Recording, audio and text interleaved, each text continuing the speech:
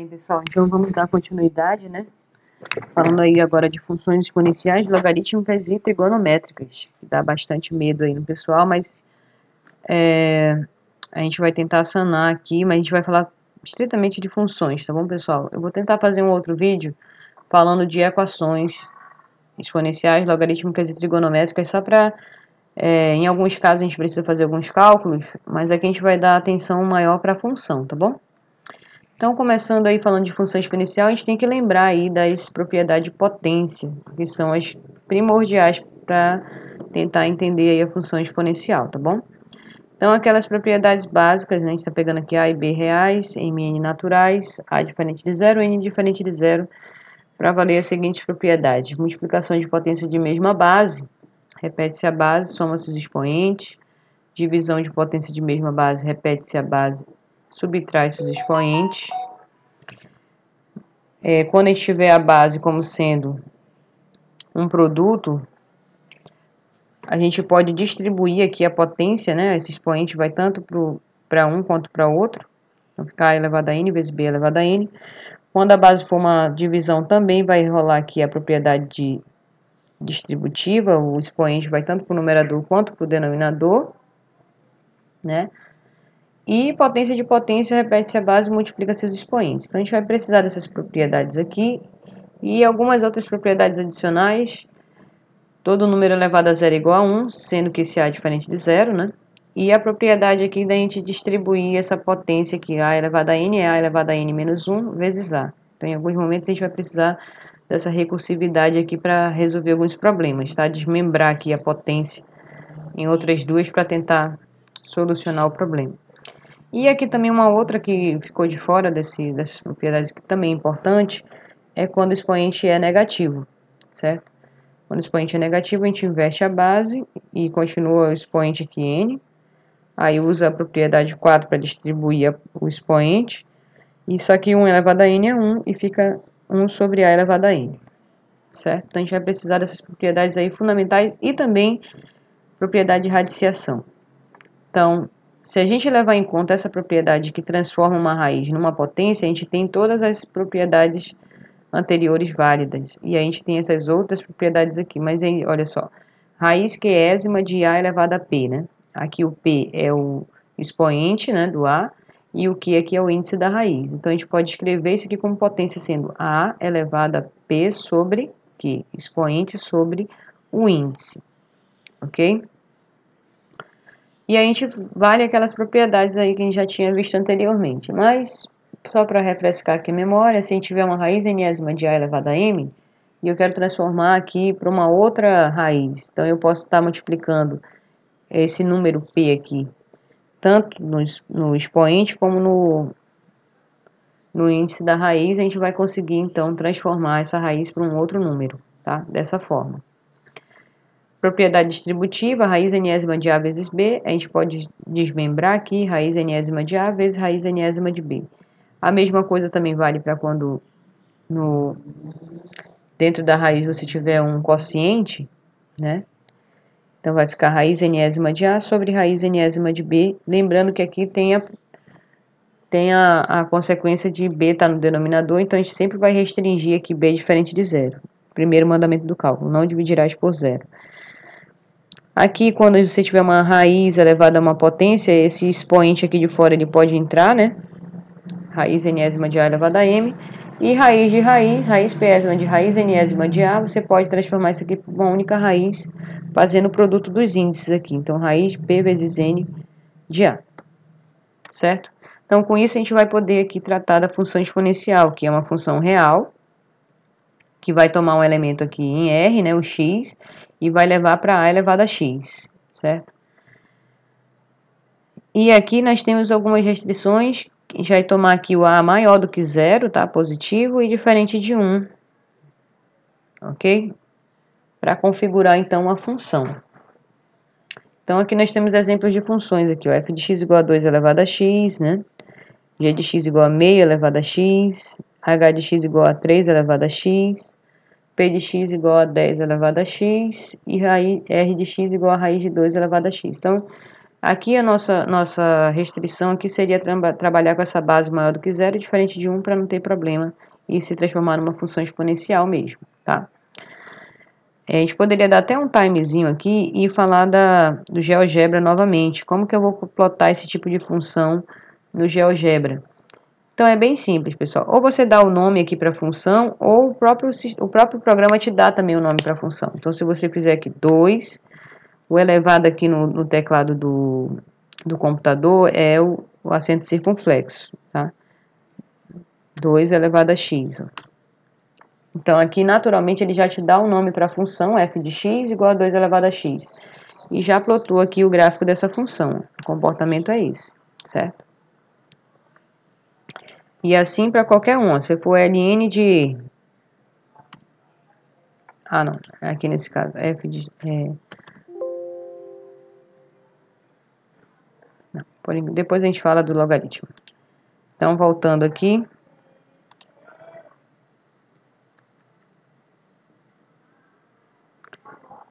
A gente vai ter aí, em relação ao gráfico, pessoal, da função a elevado a x, a gente vai ter uma curva, né? Que vai estar toda acima do eixo do x, porém, porque a gente está pegando a base aqui sempre maior do que zero, então a elevado a x também vai ser maior que zero. Então, ela vai estar só aqui no primeiro e no segundo quadrante, né? Pelo fato da propriedade do zero aqui, f de zero ser a elevado a zero, que é igual a 1, então sempre a gente vai ter o gráfico da função cortando no 1 aqui no eixo y, tá? E a gente vai ter dois modelos, então, para esse tipo de função. A gente vai, se a base da função exponencial for maior do que 1, a gente vai ter uma função crescente aqui, ó. Certo? Então, quanto maior o x, maior vai ser o y. Então, a gente chama de crescimento exponencial porque vai crescer muito rapidamente essa situação aqui. Quando pega um x e aqui ele vai dar uma potência desse bem grande aqui, vai ficar bem alto mesmo, tá? A gente vai ver alguns exemplos mais tarde. E quando a base da função exponencial estiver entre 0 e 1, perceba que o gráfico ainda vai estar contido nos dois primeiros quadrantes aqui, porém, vai inverter aqui a situação, tá? Quanto maior o x, menor vai ser o y e mais próximo do zero ele vai ficar, ó, sendo que ele não vai cortar o eixo do x, mas vai se aproximar bastante dessa reta aqui, que seria o eixo, né? O eixo x, que a gente chama de assíntota, né? Tá? Então, o gráfico da função exponencial ela vai ter esses dois modelos, quando a base é maior do que 1 e quando a base estiver entre 0 e 1.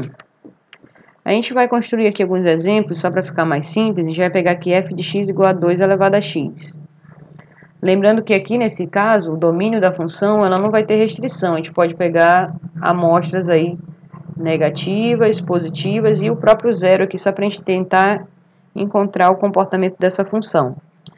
Então, a gente vai pegar aqui o menos 3, menos 2, menos 1, 0, 1, 2 e 3. Então, como que a gente vai calcular a imagem, né?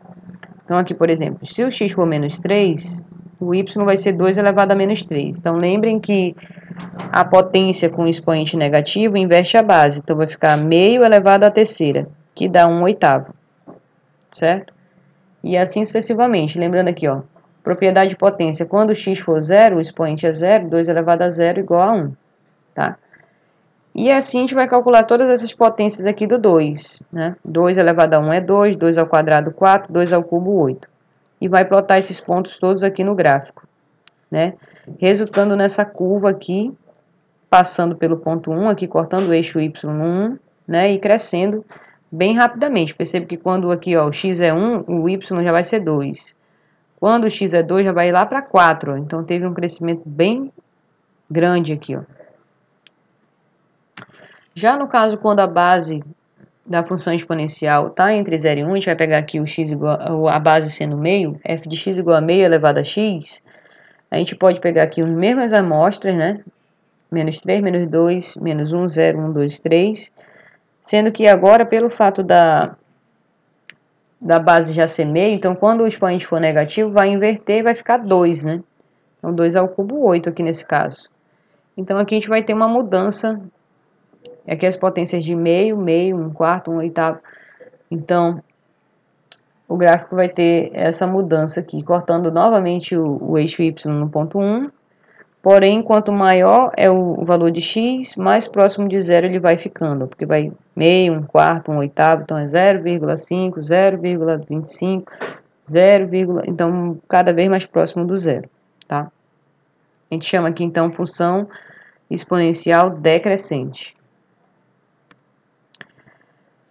E só para lembrar aqui, a gente vai construir o gráfico da função exponencial, que é e elevado a x. Esse ezinho ele é chamado por alguns matemáticos de número de ouro, e em algumas modelagens matemáticas ele sempre vai estar existindo aí. Então por isso a gente vai plotar aqui esse gráfico para vocês já terem entendimento. Lembrando que a base é maior do que 1, então a gente já tem mais ou menos a ideia de como que vai ser o gráfico dessa função, tá? Só uma ideia desse ezinho aqui, que na verdade ele é um limite dessa função aqui, 1 mais x elevado a 1 sobre x quando x tende a zero, tá? Você já deve ter visto isso em cálculo, né? Quando a gente quer trabalhar aqui com um limite, a gente vai colocando aqui situações, né? Como a gente está se aproximando do zero, então a gente pegou aqui, ó, 1, 0,1, 0,01, 0,001, 0,0001 e assim vai aumentando o número de zeros cada vez mais próximo do zero aqui, ó. Então, quando a gente trabalha com essa função, né, 1 sobre x, 1 mais x elevado a 1 sobre x, esses valores aqui vão se aproximando desse valor, que é 2,7183, tá? Que é o número de ouro, ou o E. Ok? Só para vocês terem aí essa curiosidade do E, tá? Mas falando agora da função e elevado a x, a gente pegou aqui pontos entre 3 e menos 3, de menos 3 até 3, e pegou aqui um espaçamento de meio, né? E foi construindo todas essas amostras. Então aqui, pessoal, para vocês verificarem esses valores das imagens aqui, você pode pegar aqui uma calculadora e sair fazendo esse cálculozinho aqui. Na própria calculadora já tem esse E, então você vai colocar E elevado a menos 3 e pega duas casas decimais para fazer a quantidade aqui correta, tá? Plota no gráfico. E novamente a gente tem a situação de uma função exponencial crescente, certo?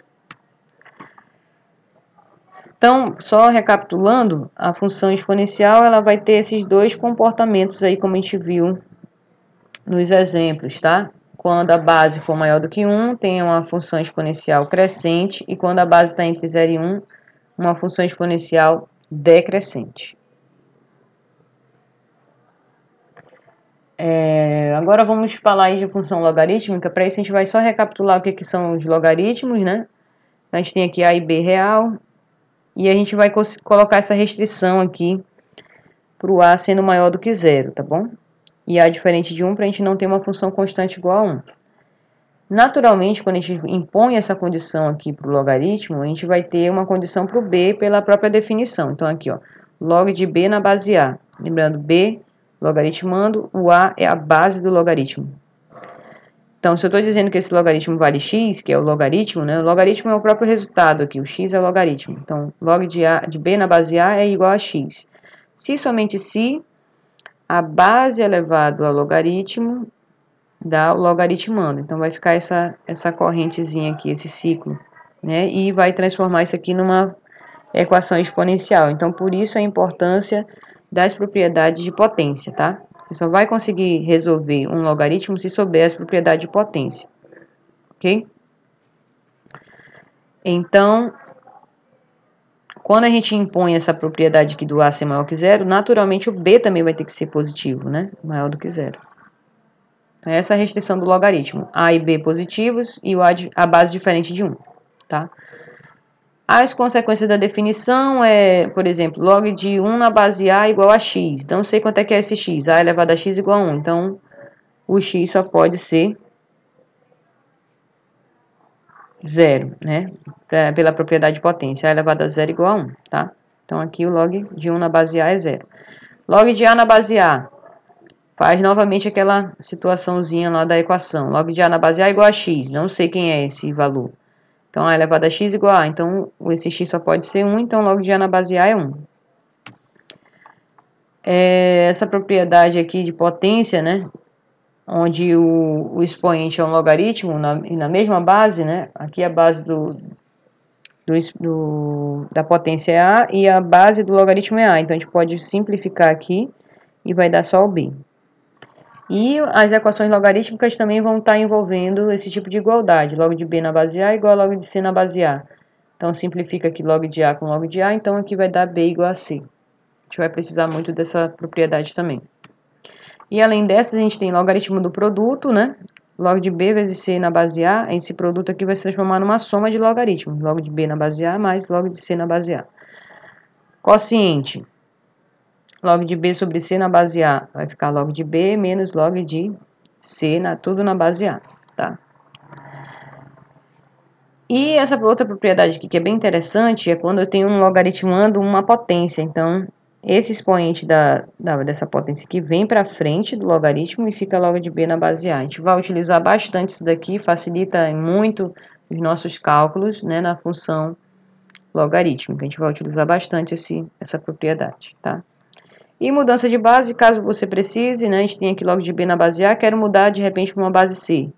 Então, a base desses logaritmos vão ficar na base C e você vai transformar isso aqui num quociente. Então, vai ficar log de B na base C sobre log de A na base C. Okay? E aí, finalmente, tratando da função logarítmica, como a gente já impôs aí que o A é positivo, né? O A é positivo, naturalmente o X também vai ter que ser positivo. Então, por isso, o domínio dessa função aqui, logarítmica, ela é o R mais estrela, não podendo ser o zero, tá? Chegando aqui nos reais. Então, aqui vai tomar um X dentro dos números reais positivos sem ser o zero. E vai chegar aqui no log de X na base A. Então, alguns exemplos aí. F de X igual a log de X na base 2. Né? G de X igual a log de X na base meio. H de X igual a log de X. Lembrando que quando não aparece a base aqui no log, é porque é 10. Né? Então, aqui é log de X na base 10. E P de x igual a ln de x, esse ln, na verdade, é um logaritmo na base natural, que significa que é aquele ezinho que a gente acabou de ver. Então, esse aqui é log de x na base e, que é o ln de x. Em relação ao gráfico, a gente vai ter aqui comportamentos os comportamentos também sugeridos na base maior do que 1, e a base entre 0 e 1 também vai ter comportamentos diferentes. Então, mas como a gente está pegando aqui, ó, a restrição para o x ser positivo, a gente vai ter, então, que o gráfico vai estar no primeiro e no quarto quadrante, certo? E pelo fato da propriedade que a gente viu, né, quem é o f de 1 aqui? É log de 1 na base A que dá 0. Então, esses gráficos vão naturalmente cortar o eixo x no ponto de abscissa igual a 1, tá? E aqui a gente vai ter esses comportamentos. Se a base for maior do que 1, a função logarítmica vai ser crescente. Se a base estiver entre 0 e 1, a função logarítmica vai ser decrescente. E uma outra observação aqui, que na verdade para o nosso curso ele não é tão interessante, mas só a título de curiosidade, se a gente plotar o gráfico da função log de x na base A e a função a elevado a x, a gente vai ver que esses gráficos eles vão ser simétricos em relação à reta y igual a x, tá? A gente vai ver isso nos gráficos. Então, aqui, por exemplo, se eu pegar um logaritmo numa base maior do que 1, tá? O comportamento vai ser esse em azul aqui, tá? Corta o eixo x no ponto 1 e vai crescendo. Se a base estiver entre 0 e 1, o comportamento já vem lá de cima, ó, sempre no primeiro e no quarto quadrante, vem lá de cima, vem descendo. Nesse caso aqui vai ser decrescente a função, nossa função log de x na base A, tá? E aqui se a gente plotasse, por exemplo, a elevado a x com a maior do que 0, a gente viu que a função exponencial tem esse gráfico aqui crescente, ó, cortando o eixo y no ponto 1. Então, se a gente for analisar aqui, ó, tem essa reta y igual a x, elas são simétricas aqui em relação a essa reta. E a mesma coisa aqui, se a gente tratar log de x na base A com A entre 0 e 1, o comportamento da função logarítmica é aqui, decrescente, e a função A elevado a x com A entre 0 e 1 também vai dar uma função decrescente, envolvendo o primeiro e o segundo quadrante. Então, elas também têm esse eixo de simetria aqui com y igual a x. Novamente, para construir os gráficos, pessoal, a gente vai pegar aqui amostras, né? Lembrando que a gente está sempre trabalhando com números positivos, não pode ser o zero, tá? A gente vai pegar aqui, ó, 1, 2, 4, 8. Por que a gente vai pegar 1, 2, 4, 8? Para facilitar nossos cálculos aqui. Como a base é 2, a gente vai trabalhar com potências de 2. Então, 2 elevado a 1, 2 elevado a 0, 2 elevado a 1, 2 ao quadrado, 2 ao cubo.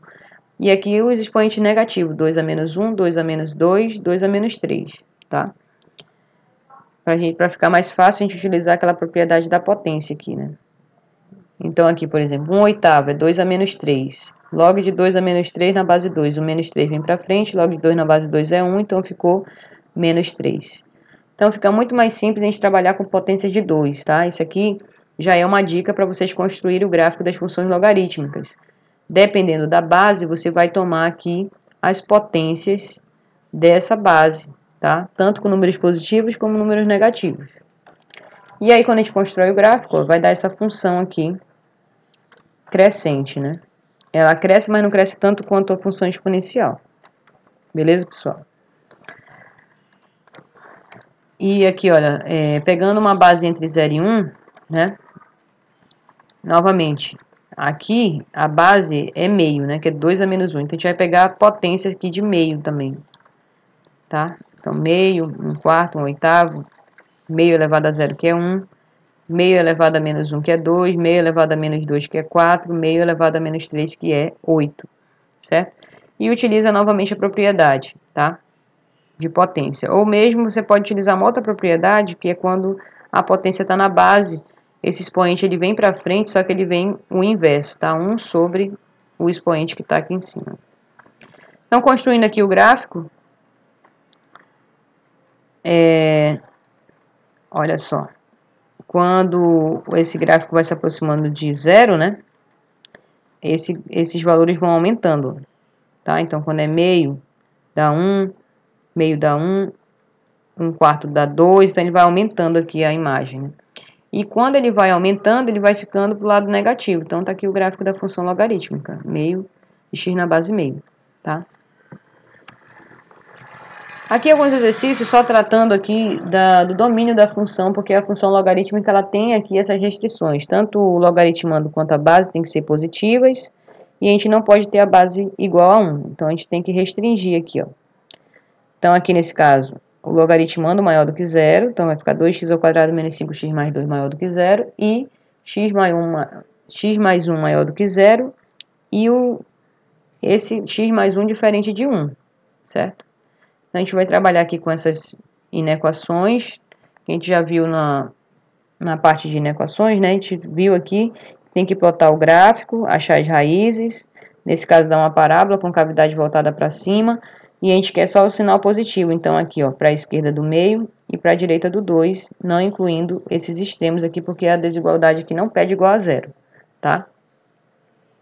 X mais 1 maior do que 0, se a gente plotar a função da f de x igual a x mais 1, uma reta crescente, passando pelo menos 1, sinal positivo à direita do 1, e esquerda negativo, então isso aqui é o sinal positivo, então pegou só esse sinal positivo, e a restrição aqui de x mais 1 diferente de 1 vai dar x diferente de 0. Então, a gente tirou aqui desse intervalo o 0.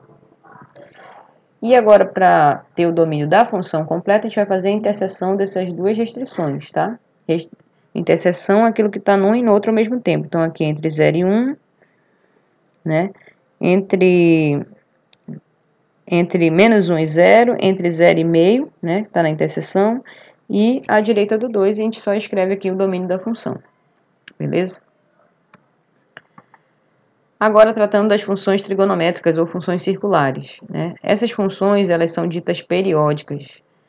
Então, uma função é periódica, né? Aqui, tratando arbitrariamente, f de a em b é periódica se existe um período, de forma que quando a gente trabalha aqui com a imagem, f de x mais p vai coincidir com f de x, tá? Então, esse p aqui que transforma o f de x mais p em f de x é chamado de período, tá?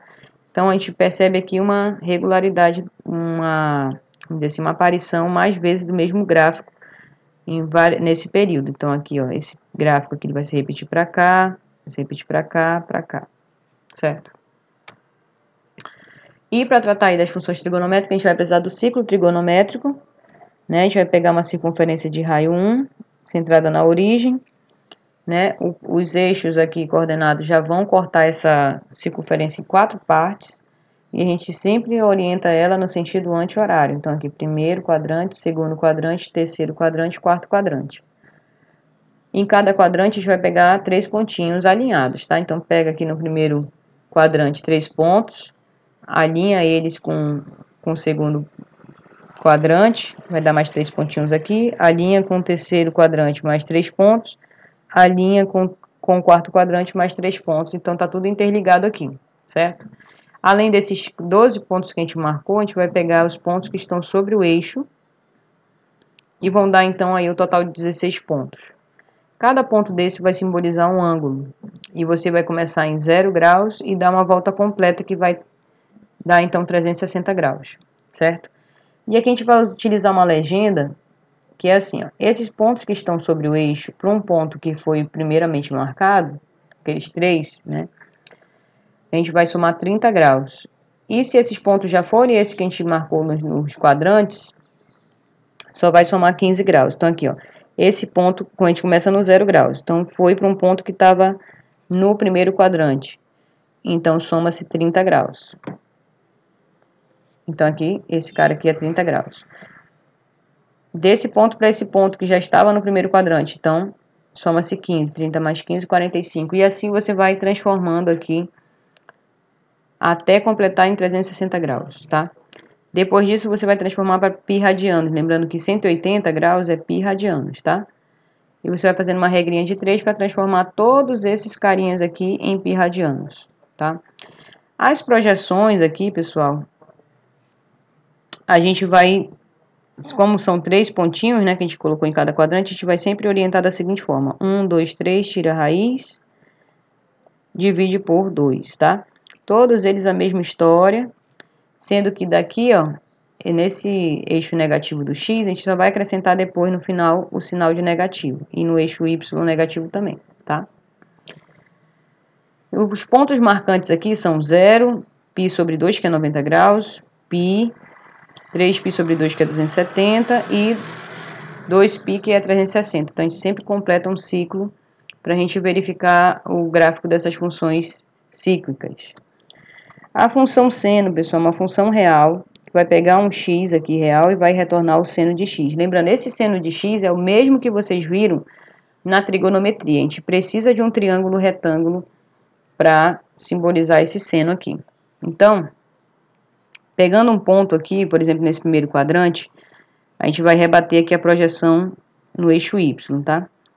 Então, a gente percebe que a gente tem um triângulo retângulo aqui, porque a projeção forma um ângulo de 90 graus. Ok?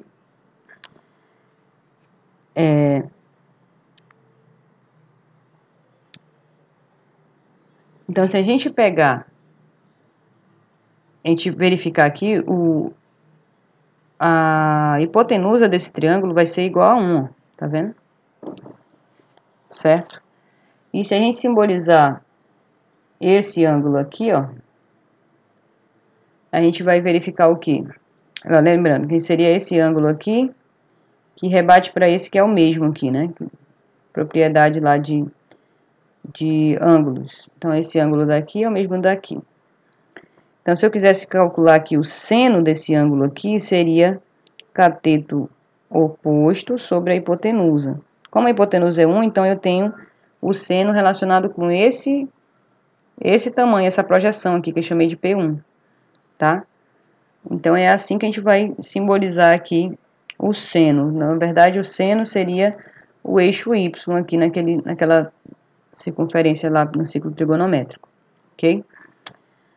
Como que a gente vai fazer para fazer o gráfico? Então, a gente vai pegar todos aqueles ângulos que a gente montou, de 0 a 2π, um ciclo inteiro, a gente vai colocar todos aqueles outros que a gente fez, né, aqui, só para você ter uma ideia do comportamento aqui, a gente sempre pega 0, π sobre 2, π, 3π sobre 2 e 2π, para completar só os pontos que estão sobre o eixo.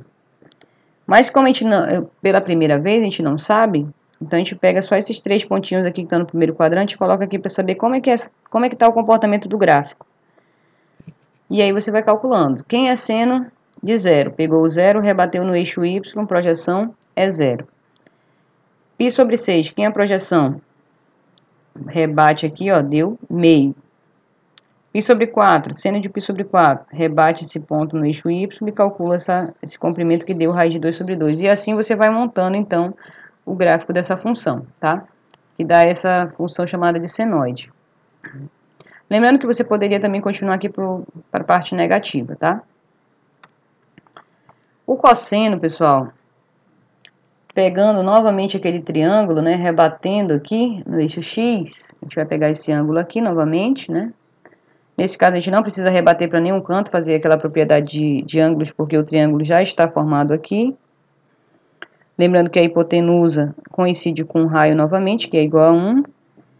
Então, se eu quisesse calcular o cosseno desse ângulo aqui, seria cateto adjacente, que seria essa projeção de P2 aqui, sobre a hipotenusa. Então, como a hipotenusa é 1, a projeção coincide com o próprio cosseno. Então, por isso a gente relaciona o eixo x com o eixo dos cossenos, tá?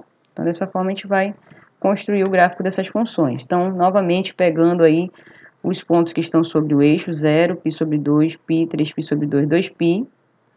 Como a gente não sabe ainda o comportamento, a gente pega só por amostra esses 3 primeiros ângulos que estão aqui no primeiro quadrante, π sobre 6, π sobre 4, π sobre 3.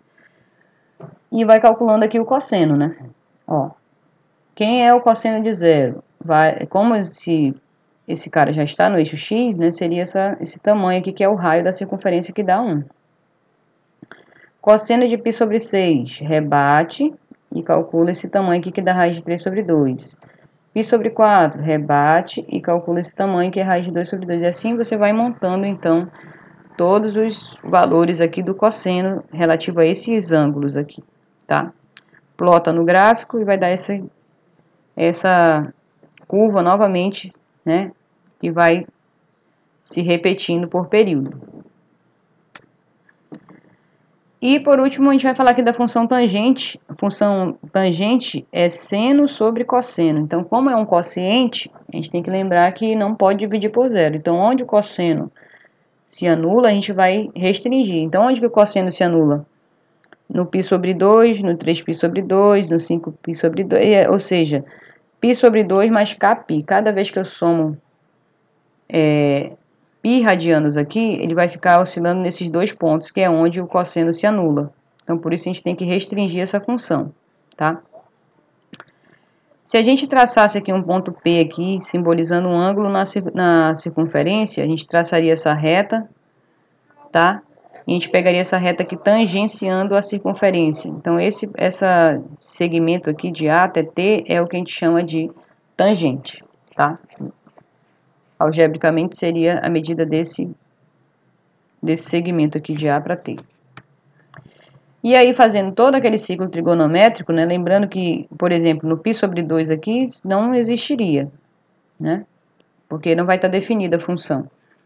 Mas você pode plotar mesmo assim o gráfico, tá? Tangente de 0, por exemplo, é seno de 0 sobre cosseno de 0. Cosseno de 0 é 1, seno de 0 é 0, então tangente vai dar 0, né?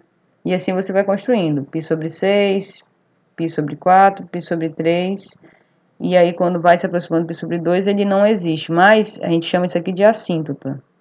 Então, no π sobre 2 tem uma assíntota aqui, x igual a π sobre 2, onde a função vai se aproximar, mas não vai tocar, né? E nem atravessar ela para o outro lado. Então, nesses pontos aqui somados π, sempre vai ter essas assíntotas aqui. π sobre 2, 3π sobre 2, 5π sobre 2, tá? E aí o gráfico dessa função é esse mesmo aqui. Ele tem essas irregularidades por causa das assíntotas, né? Por causa do quociente. E é chamado aqui de tangentoide, ou em alguns outros livros, tangenoide. Bem, pessoal, então eu peguei aqui a coleção de Alciese, né? A parte de conjuntos e funções, para tratar aí da função exponencial e logarítmica. E esse outro livro de trigonometria para tratar das funções trigonométricas. E alguns exemplos que eu estou tirando aqui também do Dante, Contexto e Aplicações, volume 1, que estão lá para vocês. Bom estudo!